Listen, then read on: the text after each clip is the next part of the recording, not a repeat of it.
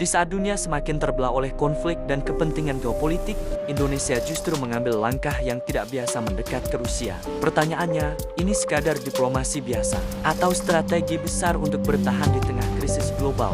Pertemuan antara Prabowo Subianto dan Vladimir Putin di Kremlin bukan hanya simbol hubungan bilateral. Ini adalah sinyal kuat bahwa Indonesia sedang mengubah cara bermainnya di panggung dunia. Putin sendiri menegaskan bahwa pembicaraan mereka berbobot dan penuh makna. Artinya, ini bukan sekadar pertemuan seremonial melainkan negosiasi yang bisa berdampak langsung pada arah kebijakan strategis Indonesia ke depan. Lalu, apa yang sebenarnya sedang terjadi? Hubungan Indonesia-Rusia kini masuk ke fase baru. Kemitraan strategis yang lebih konkret, angka perdagangan meningkat hingga 12%. Di tengah perlambatan awal 2026, kedua negara tidak mundur, justru mempercepat kerjasama lintas sektor, energi, pertanian, industri farmasi, bahkan teknologi antariksa. Ini bukan kebetulan. Ini pola. Langkah Indonesia ini bisa dibaca sebagai strategi diversifikasi mitra global. Selama ini, banyak negara termasuk Indonesia terlalu bergantung pada satu blok kekuatan, terutama Barat. Masalahnya, ketika konflik global meningkat seperti perang, sanksi ekonomi, atau krisis energi, ketergantungan itu berubah jadi risiko. Dengan mendekat ke Rusia, Indonesia sedang mengurangi ketergantungan energi. Rusia adalah salah satu raksasa energi dunia. Akses ke sumber energi alternatif bisa jadi tameng saat harga global naik atau pasokan terganggu.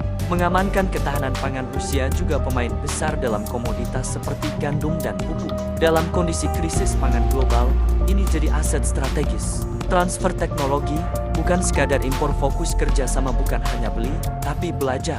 Ini penting untuk jangka panjang membangun kemandirian, bukan ketergantungan baru.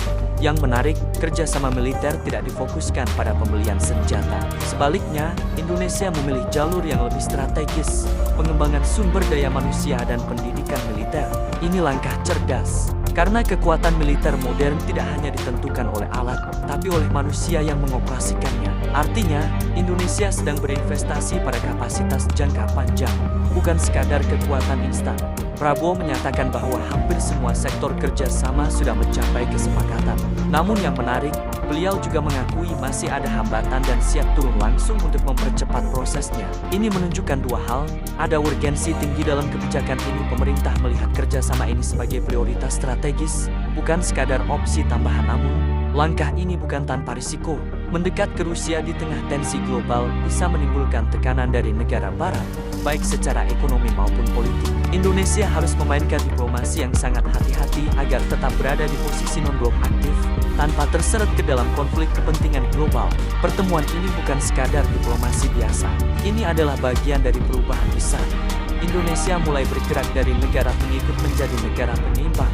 Jika strategi ini berhasil, harga energi bisa lebih stabil, ketahanan pangan lebih kuat, teknologi dan sumber daya manusia meningkat, dan yang paling penting, posisi tawar Indonesia di dunia akan naik drastis. Karena di era sekarang, negara yang bertahan bukan yang paling kuat, tapi yang paling fleksibel dalam membangun aliansi. Dan Indonesia tampaknya sedang belajar memainkan permainan itu.